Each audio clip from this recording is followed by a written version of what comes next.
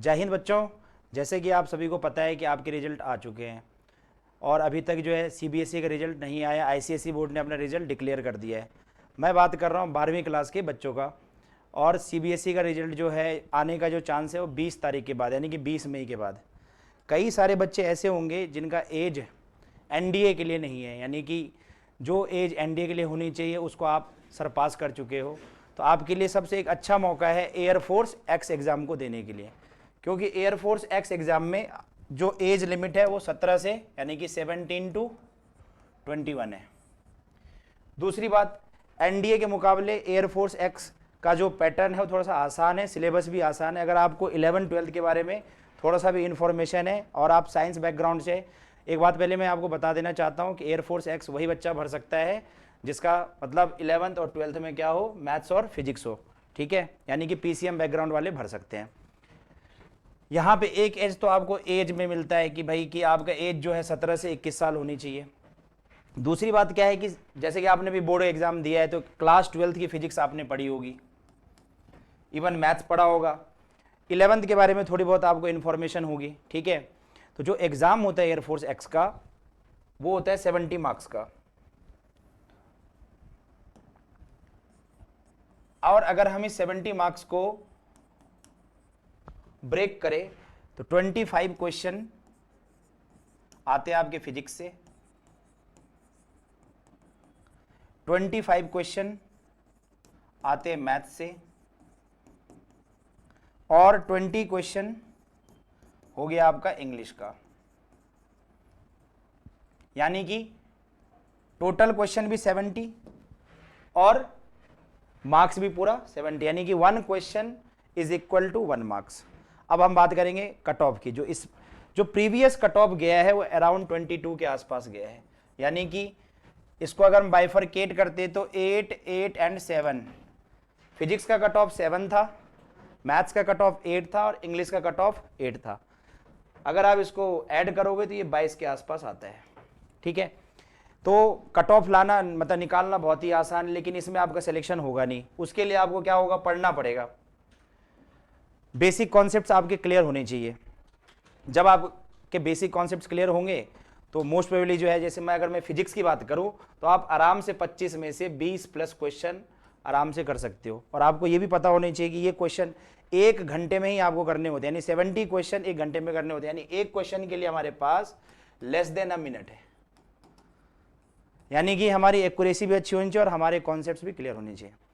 तो इसी काम को आसान बनाने के लिए मैं एक पूरा बैच लेकर आया हूँ आपके पास। इसमें मैं क्या करूँगा, फिजिक्स के जितने भी टॉपिक होंगे एयरफोर्स एक्स में जो इंपॉर्टेंट होगा उसको हम कवर करेंगे। ज़्यादा जो है हमारा फोकस रहेगा कि फॉर्मूले बेस्ड क्वेश्चन सारे हो जाए। तरीका हमारा यही होगा कि पहले हम 11 से स्टार्ट करेंगे, 11th के जैसे हमारे टॉपिक्स खत्म हो जाएंगे, फिर उसके बाद क्या करेंगे, हम जो प्रीवियस ईयर यानी कि PYQ के जो क्वेश्चंस आ रखे हैं मैं वो कराऊंगा आपको। इसी तरीके से क्लास 12th का होगा, क्लास 12th के भी हम पहले सिलेबस कंप्लीट करेंगे और PYQ करेंगे। और आपको ज़्यादा घबराने की ज़रूरत नहीं है, क्योंकि भले ही 11th और 12th दोनों की फिजिक्स आ रही है, बस आपको थोड़ा सा बेसिक प्लस पता होनी चाहिए। बेसिक प्लस बोलने का मतलब ये है कि अगर मैं बात करूं, जैसे ग्रेविटेशन की बात करूं, क्लास 11th का चैप्टर है, तो ग्रेविटेशन के कौन कौन से फॉर्मूले, यानी कि जी का, स्मॉल जी का फॉर्मूला, जैसे मान लो कि small G is equal to GM/r²। कई सारे बच्चों के फॉर्मूले याद होते हैं, बट ये जी, कैपिटल जी क्या है, ये एम क्या है, ये आर क्या है।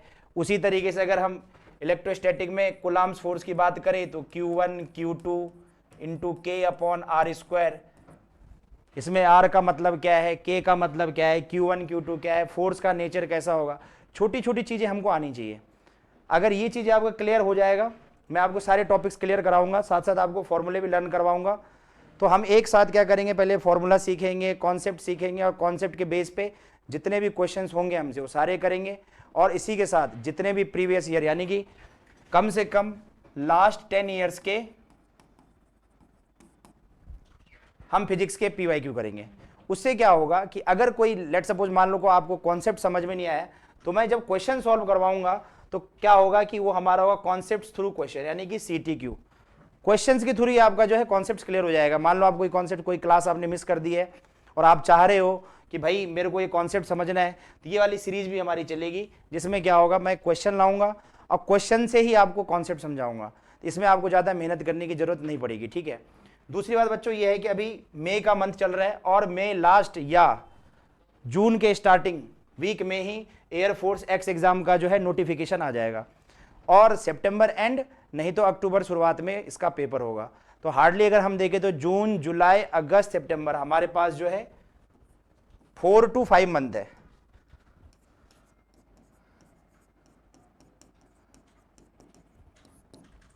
फोर टू फाइव मंथ, और 4 to 5 मंथ में हमें 11th भी कवर करना है, 12th भी कवर करने हैं, साथ साथ प्रीवियस क्वेश्चंस भी लगाने हैं, और जो क्वेश्चंस जिस तरह के क्वेश्चंस आने के चांसेस हो सकते हैं हमको वो भी सॉल्व करना है, ठीक है। तो अब जो है नेक्स्ट लेक्चर से हम अपना क्लास स्टार्ट करेंगे। जो सबसे पहला क्लास होगा क्लास 11th से हम स्टार्ट करेंगे, ठीक है। उसके बाद हम क्लास 12th पे जाएंगे। और इसके साथ साथ जिन बच्चों का मान लो कि 12th में मतलब साइंस बैकग्राउंड से नहीं है, वो बच्चा एयरफोर्स वाई भर सकता है,